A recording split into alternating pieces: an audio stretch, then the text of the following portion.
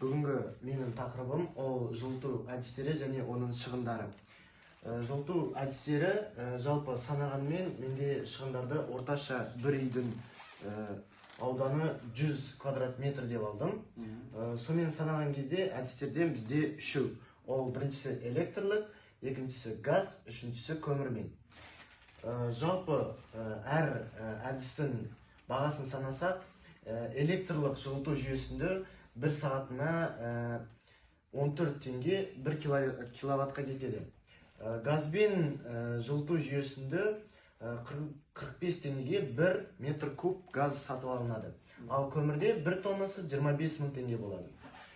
Жалпы бір айда кететін шығындарды санаған кезде 100 квадрат метрлік ауданы бар үйге 800 киловатт және 120 метр куб газ және 0,6 тонна көмір кетеді. Бұл жалпылай санаған кезде. Электрлік жылыту жүйесінде бір айда шамамен санағанда 11.200 теңге кетеді. Газбен 5.400 теңге және көмірмен 15.000 теңге шығын жасаймыз. Бірақ маусымдық тұтынуды санаған кезде электрлік жылыту жүйесі 4000 киловаттқа 56.000 теңге кетеді. 5 ай енді? 5 айлық бұл орташа санаған кезде бір маусымға осынша шығын кетеді. Газбен санаған кезде 600 метр кубқа 27.000 теңге және 3 тонна көмірге 75.000 теңге кетеді.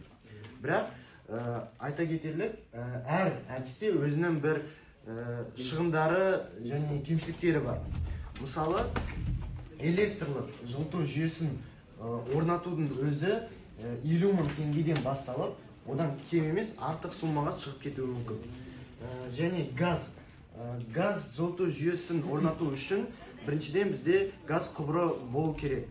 Бұл сонымен қоса оны орнатудың өзі 300.000 теңгеден басталады. Система болған ғой.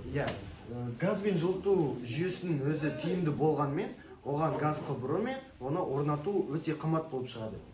Және көмірмен отын ретінде пайдаланып жылыту ең қолайлы болғанымен, оның кемшілігі ол экологияға зиян келтіреді және оның өзі көп еңбек еткенді талап етеді. Көмірді лақтыру, оны түсіру және күн сайын оны алып, тасып, үйге келіп жағу.